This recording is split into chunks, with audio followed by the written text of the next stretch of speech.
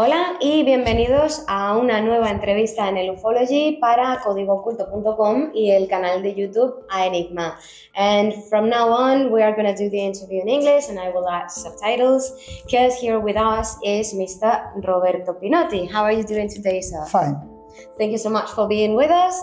So first I wanted to speak about the UFO crash of the 1933. So can you tell us more about what your research on this crash in the Lombardy in Italy? How you obtained the documents, mostly that described the crash? So the story began in 1996. We had finished our Congress in San Marino as usual. We have our symposium. Our annual symposium since 1993. And I received a letter, a sheet, with inside it different original documents.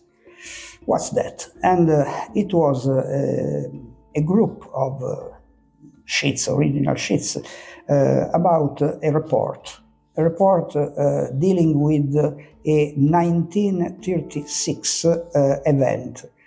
This event was about an elongated object, flying object, a torpedo-like object with portholes, and two smaller objects following it, whose shape was a sort of priest's hat, more or less. And this event was over the Italian towns of Venice and Mestre. This report documents everything, but what is interesting says that there were also photographs of this object and made by two airplanes who had taken off from a nearby airport to try to intercept it, but they did not succeed because the object was too fast for them. Consider that at that time the airplanes are still biplanes, so of course they were not so fast. In any case, this report indirectly makes reference to a certain body who had to study such events. This body was named Cabinet RS-33. RS stands for Ricerche Speciali, special research. Maybe 33 is the date, the year in which it was founded. Why this? Because later we knew a very important thing. A national newspaper in Italy, in Bologna, had received a group of papers, a dossier of more than 20 pages, with cases of the 30s assembled by this body. And when they received it, of course, since, like in my case, the source was anonymous, even if, of course, this source guided and explained things, but it was not signed with his name. This is the different problem. When this national newspaper, Il Resto del Carlino of Bologna, received this group of papers, well, they faced the problem. What we do? We publish it or not? Frankly, they decided not to publish this. And since, from a political point of view, they consider that mentioning a particular period of Italian history, fascism, in which all this would have happened, this could have been interpreted in a negative sense, so it was not too politically correct to do this. In other words, no. And as far as we later knew, this group of sheets with this report was easily destroyed. They simply threw it away. Yeah, exactly. Incredibly, but it is so. And this was confirmed by a journalist working for Il Resto del Carlino, who was the expert for aeronautics of that newspaper. So, the guy who sent this material to the newspaper and to us had sent also similar materials to another publication, which had to do with UFOs, like ours, but was a little less serious. This is just And how do you know, sorry, it's a guy? What's the inside you have? Now I tell you. Okay. This second publication had photocopies of other materials, which documented the fact that everything had started really in 1933 with the crash of a mysterious object in Lombardy, not far from Magenta. And it included a lot of papers documenting this, and also telegrams ordering what had to do, what had to be done about this. That is about the cover-up. Everything had been covered up, of course, because, of course, it was something quite different from normal things. And this is obvious that this could have been the best solution in that moment. Don't forget that Italy at that time was a dictatorship, and that Benito Mussolini, of course, was really the man who could do everything in Italy at that time. So, the person who sent us this material probably is simply a relative of one of the components of the cabinet. He confirmed this, and also sent us also other materials in the following years, because after 4 years in which we studied everything to verify independently all things, at last we decided to write a book and to inform public opinion. But one thing was missing. Since we had originals, the originals had to be tested with a forensic analysis. Mm-hmm. And we did. And the forensic analysis proved that really these documents were really written in 1936. And this was surely enough, because the fact that UFOs, as today we know them, were described, even represented with drawings in a report really written in 1936 is not too bad, of course. Some critics say that, okay, but we have no direct historical indications that this cabinet existed. So, in the best possibility, this is just a private correspondence. This is absolutely stupid. In any case, our forensic expert gave us an advice. He said, please, you have not too many original documents. So we had to operate on what you gave me, distracting in part some of them in order to verify that they were really what they seemed to be. We did. So our expertise is perfect. It's okay. If tomorrow critics or skeptics will ask you to make other analysis for their own in order to let them verify what they think, please do not do. Because the analysis was done and is perfect.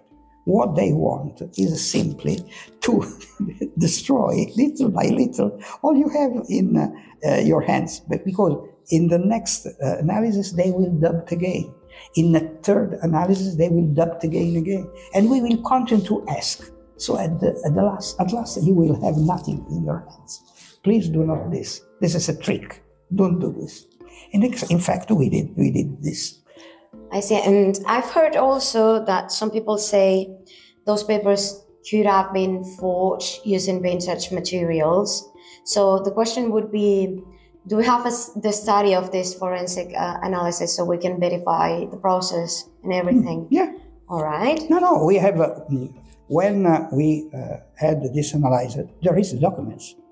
We went to the tribunal of Como and asked for the best analyst. I said, ask him. And we wanted to pay him. We asked him, okay, do the analysis. Of course, you will let us know what is the fee we have to pay for this. When this happened, something very strange happened, because Dr. Garavaglia, unfortunately, he is dead now, 23 years later, you understand that. And he said, excuse me, I am not aware, like you, about all this problem of UFOs. But I am sufficiently aware of the fact that since these documents show what they show, it's obvious that this is extremely important for history, because this proves not only that UFOs exist, and they existed also before, but proves also they have nothing to do with what we know. In other words, their origin, what is? Surely from outside here. And this is exactly what certain authorities do not want that it is proved. So this is important. And in any case, consider my fee as a donation for you, because for me it's enough. I am linked to something which is important for history. Well, I hope it wasn't too expensive then. No, it was a little expensive. Quite a bit. All right. Yes, my normal. Okay, changing a bit of a subject. You've been also associated with Mr. Elizondo. So can you tell us more about your relationship with and any collaborations you have had? Yeah. No, Elizondo, well, we invited him in Rome in the beginning, and then also in San Marino.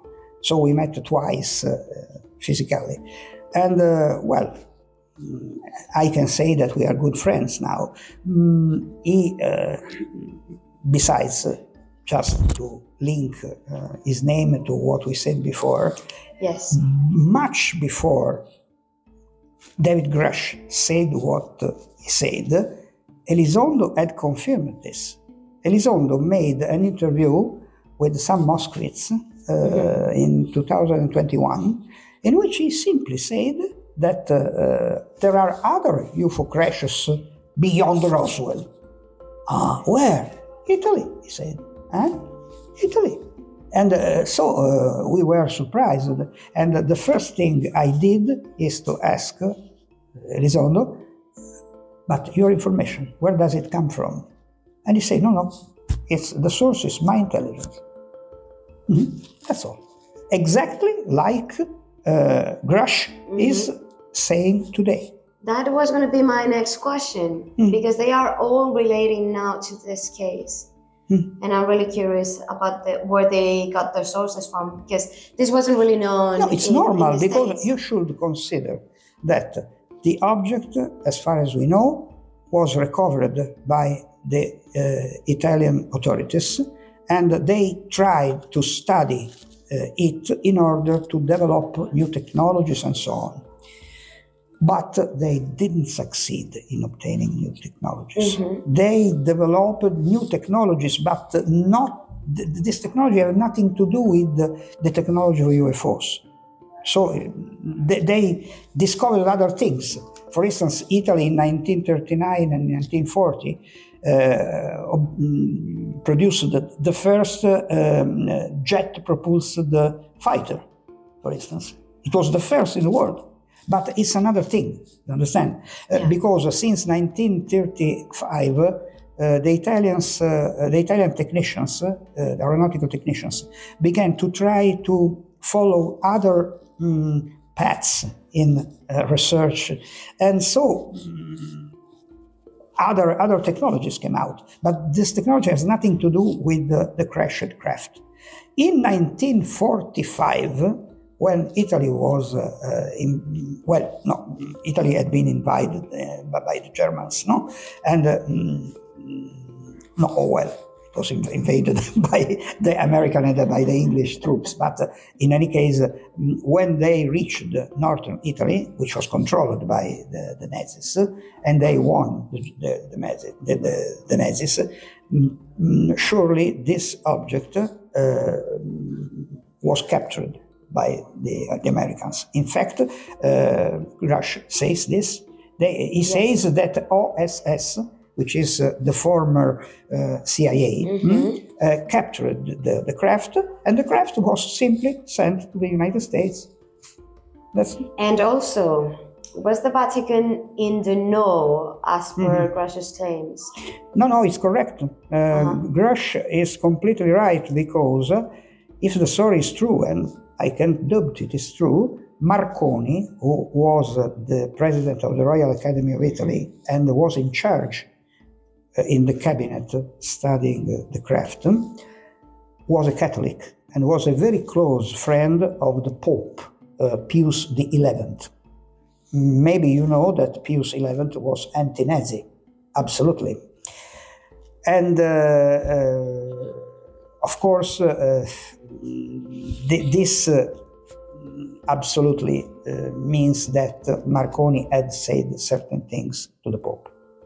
I see. So he did not tell the Pope, we have the aliens. No.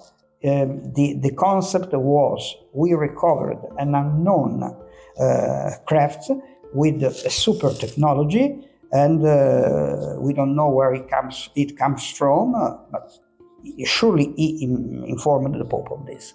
Also because Marconi had invented the so-called death ray, because he invented really this weapon.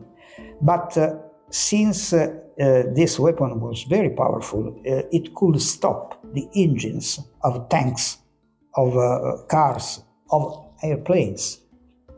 In war, you understand that it's tremendous. He informed the Pope of this, and the Pope said, my son, please don't give this to anybody, because you understand that if you give this to every possible nation, you will transform this nation in the conqueror of the world. So you cannot do this. And in fact, this technology was unknown, was still officially unknown, even if probably someone else tried to replicate it in another way. But this is another story, later. Marconi did not give the death ray to Mussolini, absolutely. And this was due to the fact that the Pope said, please do not do this. And did the Vatican do anything else actively? Not for this case. They were simply informed. As far as other crashed UFOs are concerned, that is after 1947, yes, the Vatican was informed. All right. And but this has nothing to do with the 1933 crash. Okay, clear.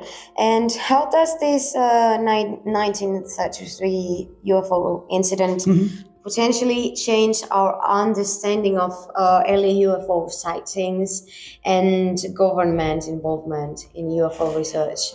I think so, because you understand that this shows that these objects cannot be built on Earth, simply. And this is a big conclusion, and probably is what every government fears, because you understand that if tomorrow we are told that we are not alone in the universe and that aliens are not far away, but they are here, you understand that our leaders have no longer their power. No, that's huge. So is this the best case for you, the most compelling evidence ever for saying that they are here? Or do you have another better case? No, there are many other incidents, and there are many other elements to reach this conclusion. This is simply important from an historical point of view. This is important, yes, but it's not surely the final proof. No. What would be then, to wrap this up, what would be the best case for you in history? I'll tell you an Italian story. Okay. Yeah. Consider that, for instance, well, after the war, of course, Italy became entered in the partnership of NATO, of course. And what is interesting is that, on a personal basis, I can tell you that, for instance, when I was an officer in the Italian army, since I had to face my military duties at the time, they were mandatory. I was a lieutenant in a NATO unit in northern Italy, the 3rd Missile Brigade, with nuclear weapons for NATO.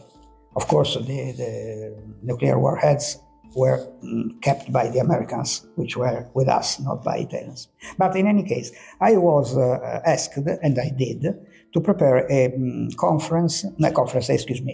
lecture for the superior officers of our unit. My commander asked me to do this. Since I was aware of such problems, do you want to do this? Yes, okay. And I did. What is interesting is that a little before I had this presentation, this lecture, a couple of American colleagues, a captain and a lieutenant, came to visit me and asked me, Lieutenant Pinotti, you are going to have a lecture about UFOs? Yes? But do you know that in the States we have the crash of crafts and the bodies of the pilots? And I was quite wordless, because you understand that it was 1972. Nobody spoke about this at that time, and I did not know what to say. But I have a good memory of this, you understand? No, it was a confidence between two, how could we define this? Comrade in arms, in the sense that they consider me a colleague, an ally of another country, of course, but we had uniforms. So he never suspected that some weeks later I would have returned to civilian life. I see. Because in Italy, the military service was mandatory, 15 months. I could have done this due to the fact that part of I made come si dice concorso, aspetta. Contest. Yes, I made a contest. Concurso? Yes, sì, I made a contest, Okay. and I won it, and so I became an officer, a lieutenant. So we call in Italy ufficiale di complemento. But of course, we had not on our uniform written that a few months later we would have left the army, you understand? This is the story. So basically on the 70s you were told the same thing Grusch is basically saying right now? Absolutely. No. Grusch is not only saying the truth, but you see, is confirmed by Elizondo, is confirmed by us. I don't think it's I see. Interesting. All right. Well, thank you so much, sir, for speaking with us. It's been a pleasure. Thank you. And me too.